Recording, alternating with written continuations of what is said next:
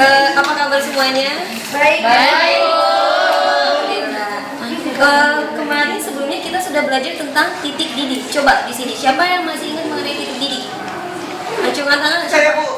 Titik didih itu suhu pada saat air mendidih. Suhu pada saat air mendidih. Ada lagi yang punya pendapat yang lain? Saya Bu. Ya. Titik didih adalah suhu pada saat tekanan uap cairan sama dengan tekanan di permukaannya. Ya, betul. Nah, kemarin kita belajar mengenai titik didih, tapi kita mengenai larutan biasa dan air. Nah, kali ini pelajaran kita mengenai titik didih, larutan elektrolit dan non elektrolit. Sebelumnya, coba Ibu butuh 2 orang untuk maju ke depan. Siapa yang mau 2 orang ke depan? Ayo, 2 orang ke depan maju. 2 orang ke depan maju. Siapa yang mau maju? Ayo, Elza maju, Liz. Ya, Elza dan Liz. Siapa yang coba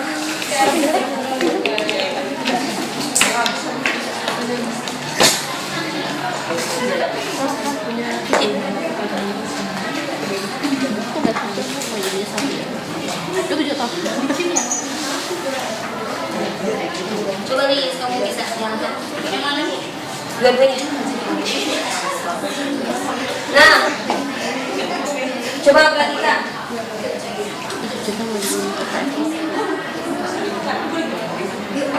Nah, di depan kalian bisa lihat kan? Di sini ada berapa gelas kimia? 3. Coba, yang ini apa? Air. Terus yang ini? Apa tuh, Bu? C12H22O11 apa? Gula. Ya, gula pasir. Nah, terus yang ini NaCl. NaCl atau garam. Tuh. Nah, sekarang kita lihat. Nah, coba masukkan satu-satu. Langsung sama ketara, Bu. Coba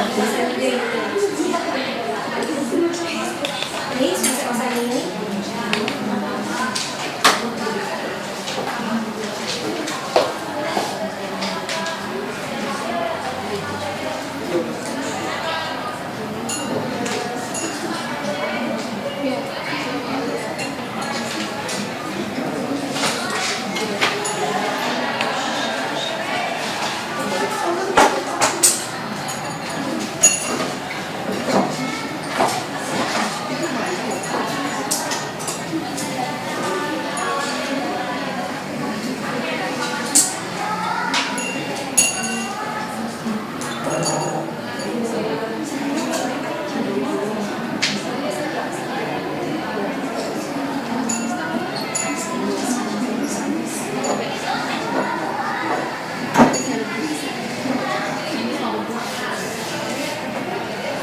Selis.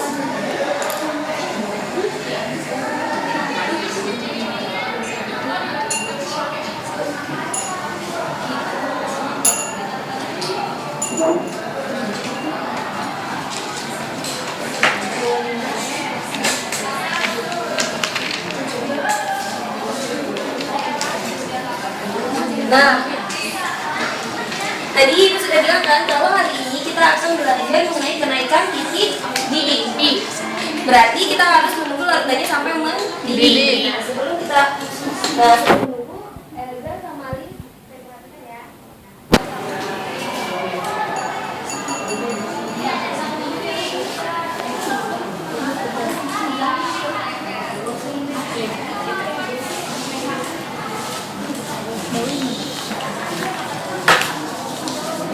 Kenaikan titik didih.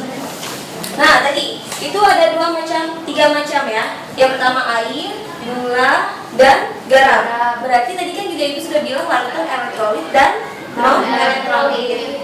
Nah, yang pertama larutan elektrolit.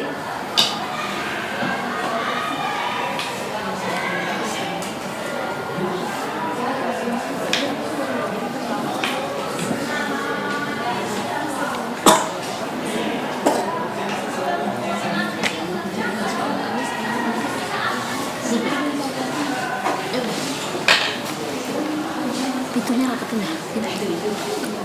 Coba Ibu mau tanya. Larutan elektrolit dan non elektrolit. Kelas berapa kalian dapat pelajaran larutan elektrolit dan non elektrolit? Kelas 1. Siapa yang masih ingat larutan elektrolit dan non elektrolit? Pengertiannya, contohnya. Ayo siapa? Saya Bu. Ya. Larutan elektrolit itu yang dapat menghantarkan arus listrik, kalau yang non elektrolit itu yang tidak bisa. Tidak bisa. Yang ini bisa menghantarkan Listrik.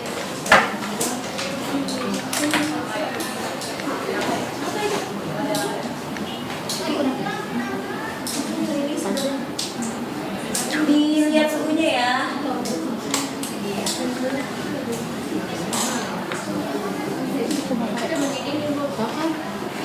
Iya, suhunya dilihat. Ini kemana ya? Coba. Berapa suhunya? 88. 80. Ya, 89. Jadi simpan ya, nah itu dimatikan. Coba, larutan elektrolit dan larutan non-elektrolit. Yang pertama, larutan elektrolit itu dapat menghantarkan listrik, sedangkan larutan non-elektrolit tidak dapat menghantarkan listrik. Nah, larutan elektrolit kenapa dapat menghantarkan listrik? Materialnya pas.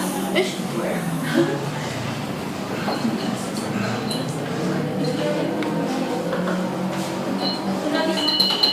Nggak bisa.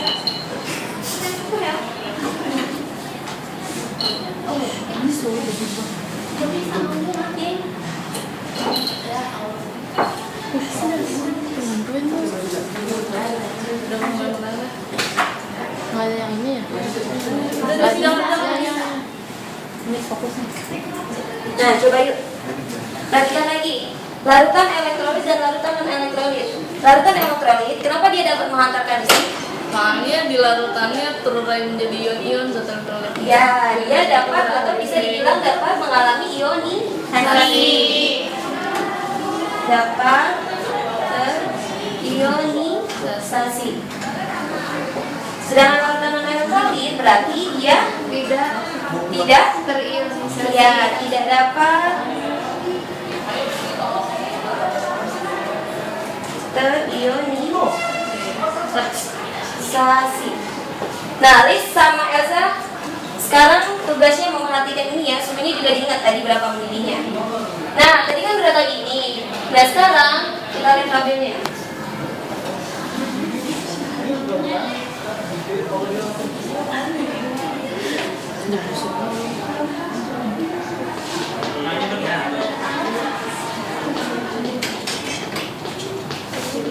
Coba yang pertama. Tadi Elsa, tadi apa yang Elsa pegang? Gula Bu. Gula tadi suhunya mendidih pada saat berapa? 89 derajat. 89 derajat Celcius. Liz tadi apa? NaCl Bu. NaCl atau Garam. Garam berapa? Garam tadi 93 derajat Celcius Bu. 93 derajat Celcius. Nah, satu lagi coba dilihat. Yang air 73 tadi. Nah, air 73 derajat Celcius. Nah, Liz sama Elsa boleh duduk. Nah, sekarang kita lihat gula, garam, air, lihat kan? Coba, suhunya sama atau beda? Beda. Mana yang paling kecil? Air. Terus yang kedua, kecil kedua? Gula. Terus setelah itu? Garam, iya betul. Coba sekarang ibu butuh satu orang lagi untuk maju ke depan. Dana. Gula dan garam. Dana bisa maju ke depan.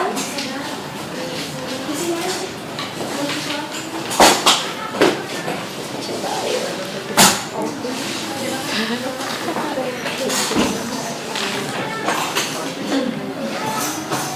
Sekarang Dana tugasnya tuliskan reaksi gula dan garam di dalam larutan. Coba ayo.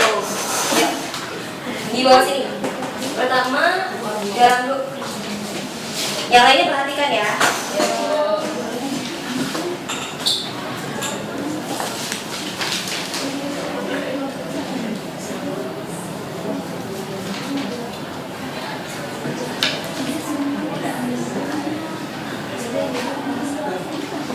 Nah, ini garam, gula. Gula tadi apa? Rumus kimianya apa? C12 H O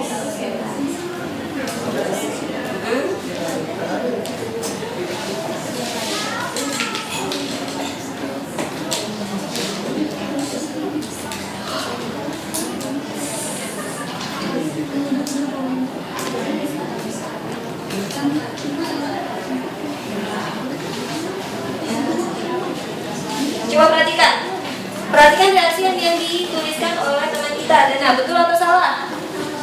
Ayo, betul atau salah? Garam dan gula. Ini garam, yang ini gula. Coba lihat. Benar.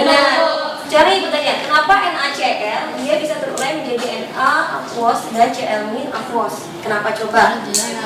Ya, kenapa Lis? Karena dia berikatan ion. Berikatan ion. Dia termasuk larutan elektrolit atau larutan elektrolit? Elektrolit. Makanya dia dapat terionisasi.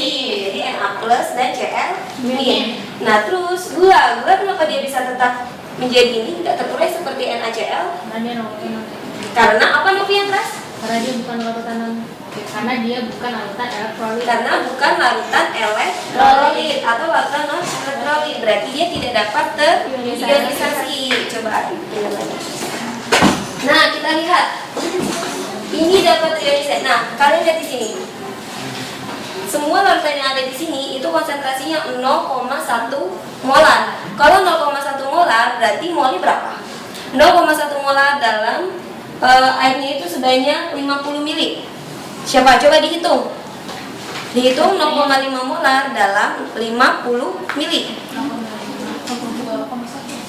25 milimol, Bu. 25 milimol. Kalau diubah menjadi mol jadi 0,025 mol. Kita tulis ini 0,025 mol.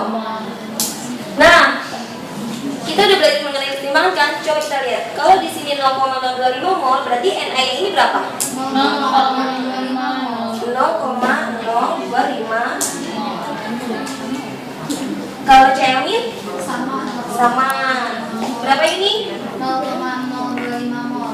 0,025 mol.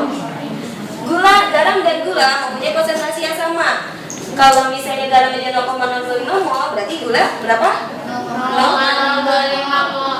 0,025 mol. Nah, lihat. Berarti kalau yang sebelah sini setelah reaksi di dalam larutan jadi berapa?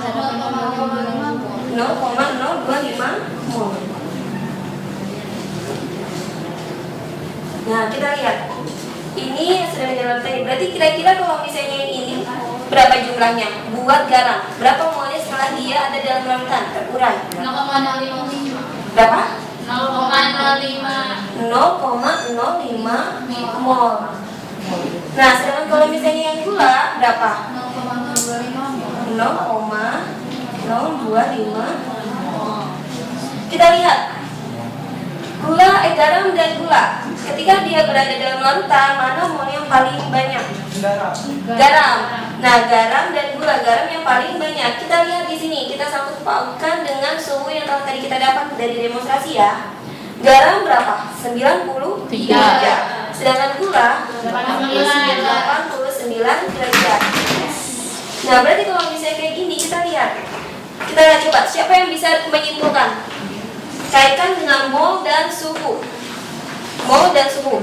Molnya makin banyak, berarti suhunya juga tinggi. Kalau misalnya gula kan lebih sedikit dari garam ya, berarti dia suhunya lebih rendah dari garam.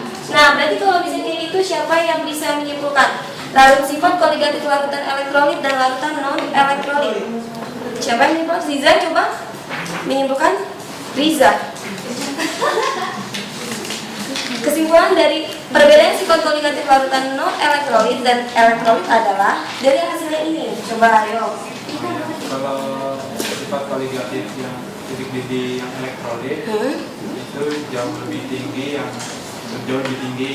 kalau misalnya yang non lebih rendah. Ya, jadi kesimpulannya yang kita dapat adalah sifat koligatif larutan elektrolit dia lebih besar dibandingkan dengan sifat koligatif larutan non elektrolit. Nah, kita kan sudah tahu ini ya.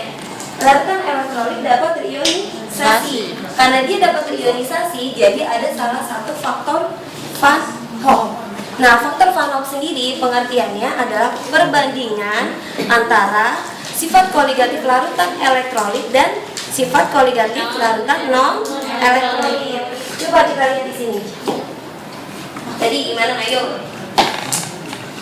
Faktor Van Hoff itu dilambangkan dengan I ya. Ingat, I itu adalah faktor Van Hoff. Jadi faktor Van Hoff adalah sifat koligatif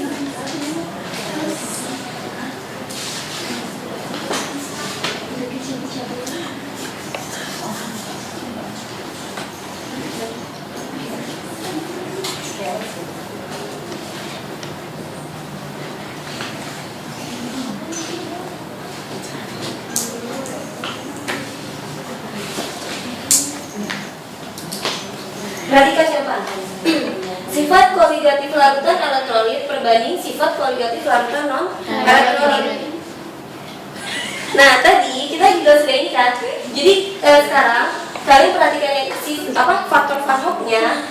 Kita lihat gula dan garam. Gula dan garam kita lihat di sini. Coba bantu ibu untuk mencari kenaikan titik didihnya.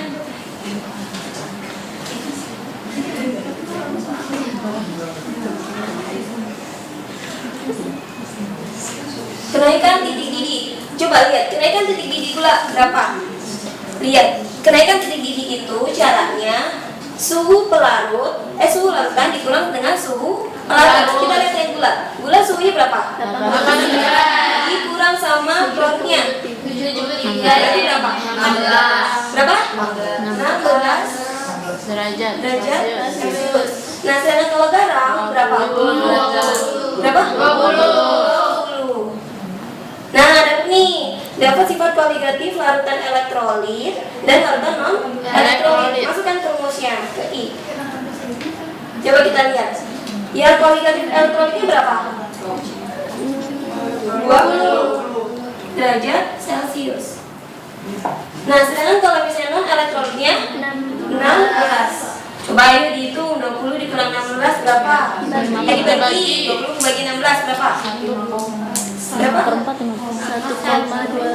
Berapa? 1,5. Nah, jadi ini adalah faktor Van Hoek dari NaCl. Sampai di sini mengerti? Ada yang mau ditanyakan? Dan coba sekali lagi simpulkan oleh adik. Simpulkan hasil pelajaran yang kali ini kita pelajarkan. Ayo, Pak.